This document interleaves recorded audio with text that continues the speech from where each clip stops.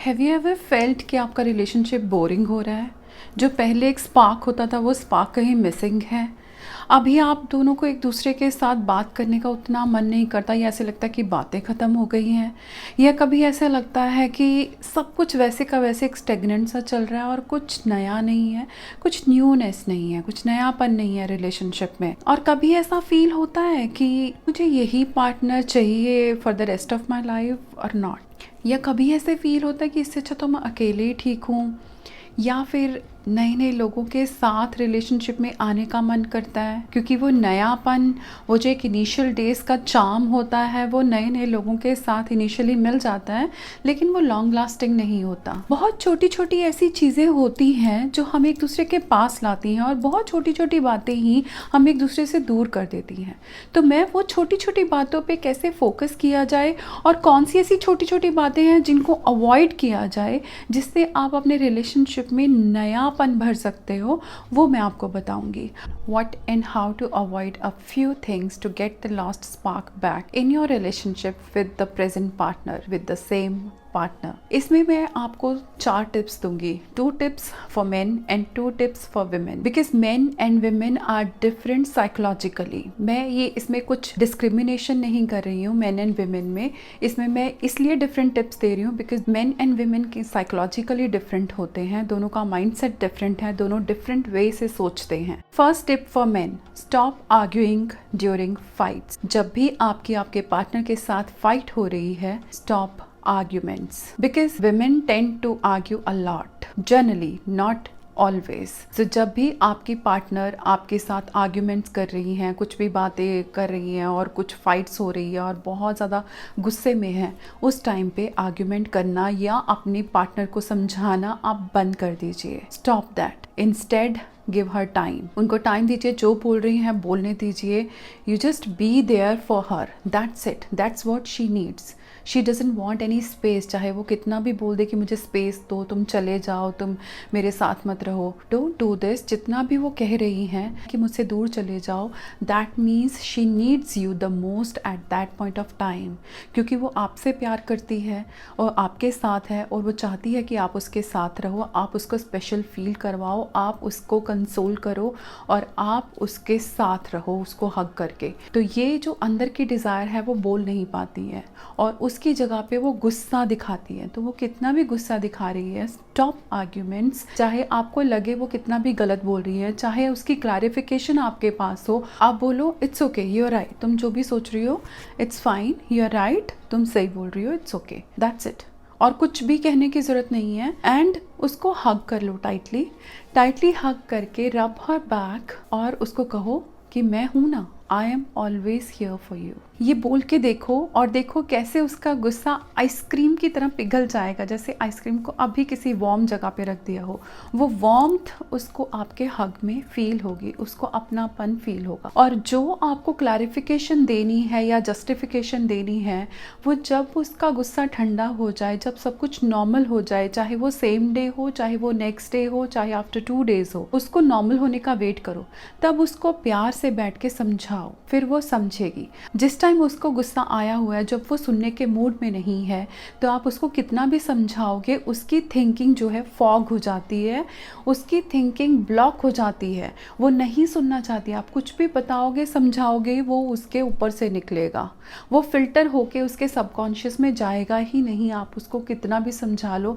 So it will be a waste of energy for you and for her as well. And second tip for men, do not praise any other woman in front of your woman. अपनी partner के सामने आप दूसरी लड़कियों की या दूसरे women की तारीफ करना बंद कर दीजिए। ये लॉजिकली चाहे आपको समझ में नहीं आएगा, but this is a fact. And instead of that आप अपने वुमेन की प्रेज कीजिए। मैं ये नहीं कह रही कि आप झूठ बोलिए, बट अगर आपको कोई दूसरी वुमेन की प्रेज करनी भी है, फिर चाहे वो आपके मदर हो, फिर चाहे वो आपकी सिस्टर हो, चाहे वो आपके रिलेटिव्स में से हो, आपके कजन्स हो, कोई भी हो, या आपकी नॉर्मल कोई फ्रेंड हो, आप किसी की भी प्रेज अपनी पार्टनर के सामने मत कीजिए। अगर आपको करनी ही है तो पहले अपनी पार्टनर की प्रेज कीजिए, प्रेज योर वुमन, एंड उसके बाद आप किसी और को प्रेज कर सकते हो। इससे उसका उस प्रेज को ग्रैब करने का पोटेंशियल बढ़ जाएगा। Now first tip for women, एक वुमन को क्या अवॉइड करना चाहिए। As I told you that psychologically men and women are different. जैसे बायोलॉजिकली दोनों डिफरेंट होते हैं, वैसे ही साइकोलॉजिकली भी डिफरेंट होते हैं। तो अगर आपका पार्टनर अभी प्रॉब्लम में है, या उदास है, या फिर आर्ग्यूमेंट कर रहा है, या गुस्से में है, अगर वो नॉर्मल स्टेट ऑफ माइंड में नहीं है,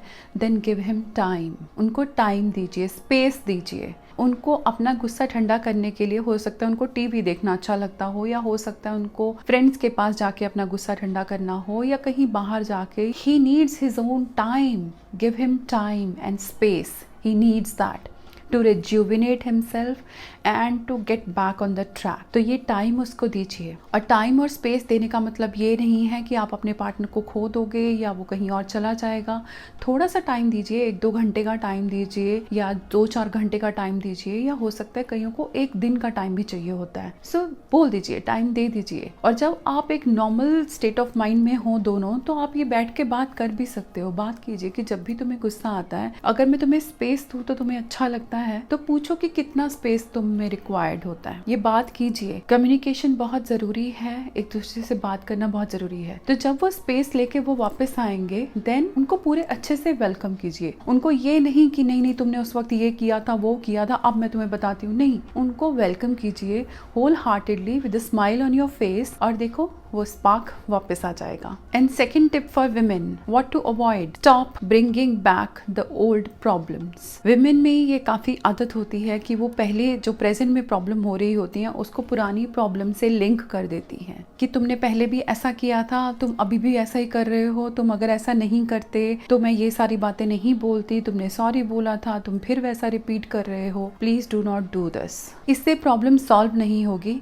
इनफैक्ट जो आपके रिलेशनशिप में रिस्पेक्ट है, प्यार है, स्पार्क है, वो चला जाएगा, धीरे धीरे फेड हो जाएगा, और आपका पार्टनर आपको अवॉइड करना शुरू कर देगा। So don't do this. जो अभी की प्रॉब्लम है उसको अभी बताइए, जो पहले की प्रॉब्लम थी वो हो चुकी। अगर वो सेम प्रॉब्लम रिपीट भी हो रही है, तब भी आप पुरानी बातों को लेके नहीं आओगे, पुरानी चीजों को अपने प्रेजेंट में लेके मत आइए। अगर वो रिपीट भी हो रहा है, तब भी आप अपने पार्टनर को प्यार से समझा सकते हो कि वो आपका पार्टनर बार बार वही गलतियां रिपीट क्यों करता है। उसके लिए आप प्रोफेशनल हेल्प ले सकते हो, या फिर जब वो नॉर्मल स्टेट ऑफ माइंड में हो तब आप उनसे बात कर सकते हो कि ऐसी क्या प्रॉब्लम है कि वो तुम रिपीट करते हो। बात करने से प्रॉब्लम सॉल्व हो जाती है, और अगर सॉल्व नहीं भी होती है तो एटलीस्ट सम वेज आउट निकलते हैं जिससे हम उस प्रॉब्लम को सोल्यूशन की तरफ लेके जा सकते हैं। So do not bring the past problems in your present fight. और अब एक बोनस टिप जो मेन एंड विमेन दोनों के काम आएगा। क्या अवॉइड करना चाहिए? कंप्लेंट्स करना अवॉइड करना चाहिए। कम्युनिकेशन आप करते हो ठीक है, लेकिन कम्युनिकेशन में अगर आप हमेशा कंप्लेंट्स ही करते हो, हमेशा प्रॉब्लम्स ही गिनाते हो, then it becomes a problem. तो वो स्पार्क रिलेशनशिप में चला जाता है, वो चार्म नहीं रहता, वो एक दूसरे की तरफ वो अट्रैक्शन नहीं रहता है, और वो मिस होता है तभी जब कंप्लेंट्स आपकी ना बढ़ जाती हैं और प्रेज और प्यार कहीं ना कहीं फेड होने लगता है। तो कंप्लेंट्स कैसे करनी है? अगर आपने कंप्लेंट्स करनी ही है क्योंकि आप चाहते हो कि आपका रिलेशनशिप बेटर हो और वो आपका पार्टनर इस चीज पे वर्क करे, कंप्लेंट्स करने का तभी फायदा है जब आप जो कंप्लेंट कर रहे हो आपका पार्टनर उस पे वर्क करे और वो रिपीट ना हो, तभी आपका रिलेशनशिप बेटर होता है और हायर वर्जन की तरफ जाता है। तो आपने अगर कंप्लेंट्स करनी है तो एक दिन में सिर्फ एक कंप्लेंट कीजिए, चाहे आपके पास मल्टीपल कंप्लेंट्स हैं, पर एक दिन में एक ही कंप्लेंट, और उसको आपको बोलना नहीं है। आप स्टिकी नोट्स यूज कीजिए, स्टिकी नोट्स पे वो कंप्लेंट लिख के लगा दीजिए, फ्रिज पे या कबर्ड पे या कहीं भी और जहाँ पे आप दोनों का ध्यान जाता है। और ये तब जब आप दोनों साथ में रह रहे हो। लेकिन if you are not living together, तो या तो आप जब भी मिलोगे ये कंप्लेंट किसी एक पेपर पे, वो नोट पे लिख के अपने पार्टनर को दोगे, और आप चाहोगे कि आपका पार्टनर उस पे वर्क करे, और फिर वो अपने पार्टनर को बोलना कि जब ये कंप्लेंट खत्म हो जाएगी ना, आप वर्क करोगे, तो आप फाड़ देना इसको फाड़ के डस्टबिन में डाल देना। और अगर आप काफी लॉन्ग डिस्टेंस में हो और फिर आपको कंप्लेंट्स हैं, तो आप अपने पार्टनर को ईमेल करो करोगे, सिर्फ एक कंप्लेंट लिख के कि this is my complaint, I want you to work on this, that's it. सिर्फ कंप्लेंट लिखनी है। फॉर एग्जाम्पल आपकी कंप्लेंट है कि आपका पार्टनर आपको फ़ोन नहीं करता है या आपके मैसेज का इंस्टेंट रिप्लाई नहीं करता है, तो आप वो कंप्लेंट लिख के उसको ईमेल करोगे, I eagerly wait for your reply, your instant reply, तुम बहुत घंटों के बाद देखते हो, मुझे रिप्लाई नहीं आता है, तो मुझे इससे प्रॉब्लम होती है, आई हैव दिस कंप्लेंट और ये कहीं ना कहीं मैं बोल नहीं पा रही हूँ। तो वो लिख के आप ईमेल उनको कर दो और मैसेज मत करना, because message is a two way conversation. इसमें एक सिर्फ कंप्लेंट आपने लिख के करनी है और इसके अलावा और कुछ नहीं लिखना है, दैट्स इट। जैसे कि एक नोट लिखते हैं वैसे एक नोट की तरह ईमेल करनी है। और ये भी लिख देना एंड में कि जब आपका इस पे वर्क हो जाएगा प्लीज डिलीट दिस ईमेल। तो वो ईमेल आप भी डिलीट करोगे, आपका पार्टनर भी डिलीट करेगा, क्योंकि कंप्लेंट्स कभी भी आप अपने पास स्टोर करके नहीं रखनी चाहिए, नेगेटिविटी कभी स्टोर करके नहीं रखनी चाहिए। तो कोई भी कंप्लेंट है आप ऐसे बताओ so that your partner will work on that. और फिर आपके पार्टनर को आपको मेल करना चाहिए कि हाँ मैंने इस चीज़ पे वर्क कर लिया है, सो डू यू थिंक कि I have worked on this problem and now this problem is no more in our relationship. So these are the few things you can avoid in your relationship to get the spark back.